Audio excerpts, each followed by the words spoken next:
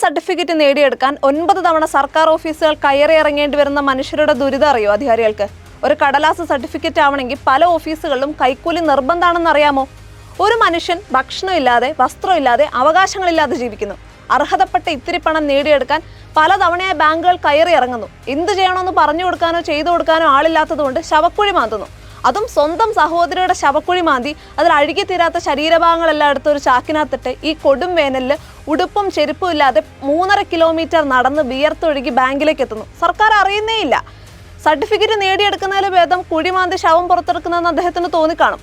മൃതദേഹം പുറത്തെടുത്തിട്ട് വരാൻ തങ്ങൾ പറഞ്ഞിട്ടില്ലെന്നാണ് ബാങ്ക് ഉദ്യോഗസ്ഥർ പറയുന്നത്. ശരിയാണ്, വായ്പ തരില്ലെന്ന് പറഞ്ഞാൽ പോയി ചാവാൻ പറയുന്നത് പോലെയാണ് ചില ദരിദ്രവാസികൾ കേൾക്കുന്നതെന്ന് അവർക്കറിയില്ല. പക്ഷേ ഈ നാട് ഭരിക്കുന്ന സദ്ഭരണ വായാടികൾ അറിയണം, എസിക്ക് പകരം സവാള വയ്ക്കുന്ന ശൈലിയിലുള്ള വികസന പ്രക്രിയ കൊണ്ട് ആഗോള സാമ്പത്തിക ശക്തിയാവാം. പക്ഷെ പൊള്ളുന്ന യാഥാർത്ഥ്യങ്ങൾ തിരിച്ചറിയണം. 80 വർഷം പഴക്കമുള്ള വികസന ശ്മശാനത്തിൽ നിന്ന് ജീത്തു എന്ന മനുഷ്യനല്ല, ജീവിക്കുന്ന ഒരു അസ്ഥികൂടമാണ് മറ്റൊന്നും തോളിലേന്തി നടന്നു വന്നത്.